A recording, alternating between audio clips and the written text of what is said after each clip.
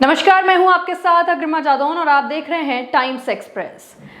आज जो है वो सावन की शिवरात्रि है। जी हाँ, बहुत बड़ा त्योहार जो है वो हिंदू धर्म में इसे माना जाता है। आज के दिन जो कांवड़िए होते हैं वो जल अर्पण करते हैं अपने भोलेनाथ पे, अपने आराध्य पर। लेकिन साथ ही जिस दिन इस साल में जिस दिन ये शिवरात्रि पड़ रही है, सावन की शिवरात्रि पड़ी है, वो है शुक्रवार का दिन, जो कि मुस्लिम धर्म में भी एक बहुत ज्यादा पवित्र दिन जो है माना जाता है और जुम्मे की नमाज जो है वो अदा की जाती है। और उसी जुम्मे की नमाज को अदा करने के लिए आज 500 की तादाद में कुछ लोग ज्ञानवापी पहुंचे थे नमाज पढ़ने के लिए। 500 नमाजी जो हैं वहां पर पहुंचे थे, लेकिन वहां पर कुछ ऐसा हुआ कि वहां पर हंगामा शुरू हो गया। जी हाँ, ऐसा वहां पर क्या हुआ हम आपको इस खबर में जरूर बताएंगे, लेकिन उससे पहले हमारा सवाल है प्रशासन से और शासन से कि आज का दिन आपको पता था कि जुम्मे के दिन, शुक्रवार के दिन जो है ये शिवरात्रि पड़ने वाली है,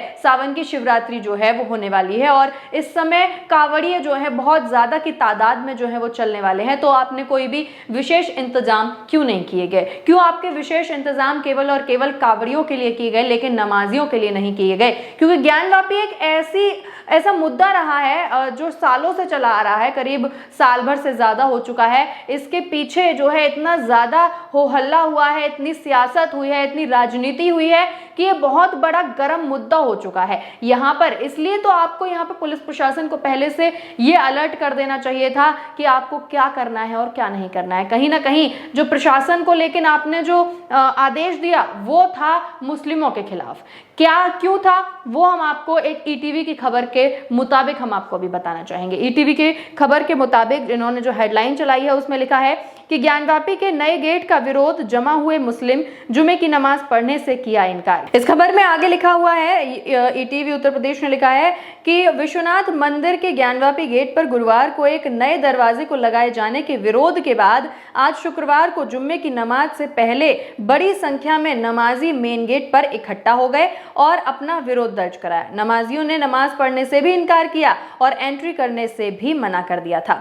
जी हाँ, जो गेट नंबर जो 4 है उससे हटाकर जो है नमाजियों के लिए एक अलग गेट जो है लगाने की बात कही गई, लेकिन जिससे जो नमाजी हैं, जो मुस्लिम व्यक्ति थे जो वहां पर नमाज पढ़ने के लिए पहुंचे थे, उन्होंने कहीं ना कहीं इस बात से इनकार कर दिया और वो बिना नमाज पढ़े ही वहां से वापस लौट गए। ऐसा जो है ईटीवी की खबर में लिखा हुआ है और ऐसा वहां पर वाराणसी में ज्ञानवापी के परिसर में हुआ है। आगे इस खबर में लिखा है कि हालांकि बाद में समझा बुझाकर सभी को अंदर भेजा गया। हंगामे की सूचना पर बड़ी संख्या में पुलिस फोर्स, पुलिस कर्मियों के वहां पहुंचने के बाद नमाजी और पुलिस के बीच हल्की नोकझोंक भी हुई, लेकिन बाद में स्थिति जो है वो सामान्य जरूर हो गई और मुफ्ती बनारस के साथ ही अन्य नमाजी जो है वो अंदर चले गए। हालांकि स्थिति को कितना नॉर्मल किया गया, कितनी नॉर्मल नहीं हुई, वो तो वहां पर खड़े होने वाले व्यक्ति ही बता सकते हैं, क्योंकि जो कई 500 के तादाद में करीब ये नमाजी वहां पर पहुंचे थे, लेकिन 500 में से कई आधे से ज्यादा व्यक्ति जो हैं वापस चले गए थे, गुस्सा होकर, नाराज होकर प्रशासन से, क्योंकि कहीं ना कहीं जो ये इनको रोका गया है वो सीधे सीधे प्रशासन से ही इनको आदेश दिया गया है। क्योंकि हमने पहले भी देखा हुआ है कि पहले जैसे आपने कुछ वीडियोस वायरल हुई थी पिछले दिनों, जहां पर जो है सड़क पे कुछ नमाजी जो है नमाज पढ़ रहे थे, नमाज अदा कर रहे थे, लेकिन वहां पर क्या हुआ, एक पुलिस वाले जो थे, पुलिस वालों ने उन पर डंडे बरसा दिए, उनके पैरों पे डंडे जो है मारने लगे।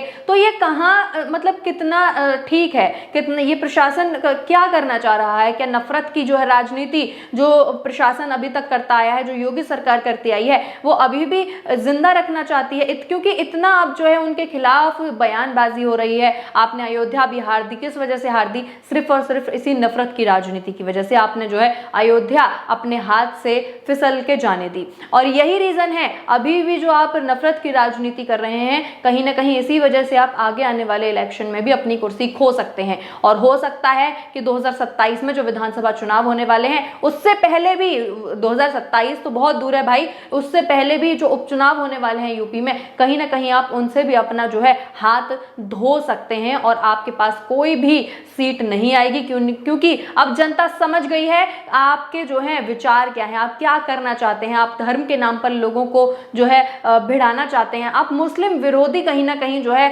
एक विचारधारा लेकर चलते हैं, मुस्लिमों के खिलाफ बिल निकालते हैं। हाल ही का बिल तो आपको याद ही होगा, जब ये सावन का महीना शुरू हुआ था, लोग कावड़ ले लेके आ रहे थे, तो आपने कावड़ियों को सुरक्षा देने के लिए और उसके साथ ही कि वो क्या खा रहे हैं क्या नहीं खा रहे हैं, इसके लिए भी एक मुस्लिम विरोधी, जाति विरोधी ही एक फैसला जो है सुना दिया था। हालांकि उस पर सुप्रीम कोर्ट ने स्टे जरूर लगा दिया था, लेकिन कहीं ना कहीं आपकी मंशा जो है वो उस विधेयक को, उस फैसले के बाद उजागर हो गई थी कि योगी बाबा की मंशा क्या है और वो क्या चाहते हैं। उन्होंने सीधा सीधा जो निकाला था कि नेम प्लेट वाला मामला, कि आपको अपने ठेली पर, अपने रेस्टोरेंट पर, अपने होटलों पर कहीं ना कहीं नाम लिखना पड़ेगा। इससे सीधे सीधे यही उजागर होता है कि योगी बाबा की मंशा क्या है। वो सीधे सीधे जातिवाद फैलाना चाहते हैं, वो सीधे सीधे जो है धर्मवाद फैलाना चाहते हैं, धर्म के नाम पर लोगों को बांटना चाहते हैं। कहीं ना कहीं जो देश को सेक्युलर का एक टैग मिला हुआ है, सेक्युलरिज्म का टैग मिला हुआ है,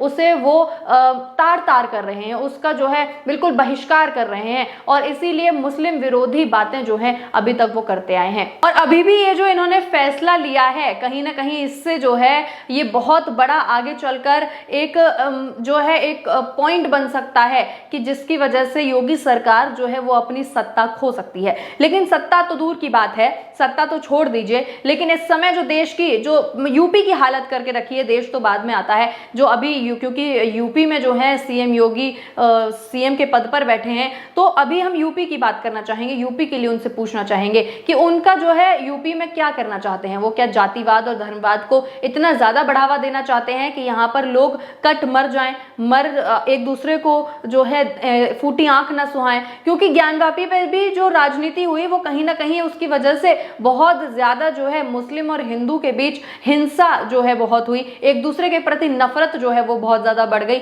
जो कि हम आए दिन कमेंट सेक्शन में देखते रहते हैं कि किस तरीके से जो हिंदू लोग हैं वो मुस्लिम कम्युनिटी को कुछ ना कुछ बोलते रहते हैं, और जो मुस्लिम है वो हिंदू कम्युनिटी को कुछ ना कुछ बोलते हैं। तो कहीं ना कहीं इसी तरीके से ये जो है हिंदू और मुस्लिमों को लड़ाना चाहते हैं, संविधान को तार तार कर रहे हैं, लोकतंत्र को तार तार कर रहे हैं। जहां ये लोग बोलते हैं कि हम संविधान को जो है पूजते हैं, संविधान की पूजा करते हैं, संविधान को मानते हैं, लेकिन इन लोगों ने जो है संविधान को तार तार कर दिया है। संविधान की कोई भी बात ये लोग नहीं मानते हैं, बल्कि उसके पलट में ही जो है ये कार्य करते हैं। हमेशा मुस्लिम विरोधी बिल लाते हैं, मुस्लिम के खिलाफ एनआरसी हो गया, सीए एनआरसी हो गया, उसके बाद जो है ये नेम प्लेट वाला मामला हो गया। ऐसे ना जाने कितने ही बिल जो है भाजपा सरकार, यूपी सरकार लेकर आ चुकी है, और कहीं ना कहीं ये सीधे सीधे तौर पर नफरत की राजनीति जो है वो फैला रही है, जो कि बहुत बड़ा खतरा है। जी हाँ, एक बहुत बड़ा खतरा है देश के लिए, क्योंकि देश की पहचान ही हमारे जो है सेक्युलरिज्म से है। जहां पर कहते हैं ना कि कोस कोस पर पानी बदल जाता है, जहां पर भाषा बदल जाती है, जहां पर हर धर्म के लोग साथ मिलकर रहते हैं। जहां पहले ऐसी तस्वीरें आती थी कि एक राम और रामलला का जो दरबार होता है, उसके रथ को एक मुस्लिम व्यक्ति खींच रहा होता है, तो अब ऐसी तस्वीरें आने लगी हैं जहां पर मुस्लिम और हिंदू एक दूसरे के साथ लड़ाई कर रहा होता है, एक दूसरे को गालियां बक रहा होता है, एक दूसरे के खिलाफ इतनी भद्दी भद्दी बातें कर रहा होता है कि जिसकी कल्पना भी नहीं की जा सकती। क्या यही था मोदी का सपना? क्या यही था योगी जी का सपना? क्या यही ऐसा ही जो है विकास देना चाहते थे देश को कि सेक्युलरिज्म की जो परिभाषा थी हमारे देश की वो ही खत्म हो जाए? ये कहीं ना कहीं बहुत बड़ा सवाल है योगी सरकार के लिए, ये कहीं ना कहीं बहुत बड़ा सवाल है मोदी सरकार के लिए, और उन सभी लोगों के लिए जो इस बात को सही मानते हैं। क्योंकि ये बात किस तरीके से सच है ये जनता को समझ में अब आने लगी है। जो अयोध्या की जनता है वो तो पहले ही अपना जवाब दे चुकी है वोटों के जरिए से। जिस तरीके से उन्होंने योगी सरकार को लात मारकर वहां से भगा दिया, भाजपा सरकार को लात मारकर वहां से भगा दिया, उसी तरह लगता है कि जो उल्टे दिन चलते हैं ना, कहते हैं ना कि जब आदमी के उल्टे दिन चलते हैं तो वो कुछ भी उल जलूल जो है फैसले ले लेता है, और कहीं ना कहीं इसी का परिणाम जो है हमें ये देखने को मिल रहा है। इसीलिए योगी सरकार बौखला गई है, मोदी सरकार बौखला गई है, और इसीलिए ऊल जलूल फैसले जो हैं वो दिए जा रही है। इस पर आपका क्या कहना है हमें कमेंट करके जरूर बताएं, और बने रहें टाइम्स एक्सप्रेस के साथ। धन्यवाद।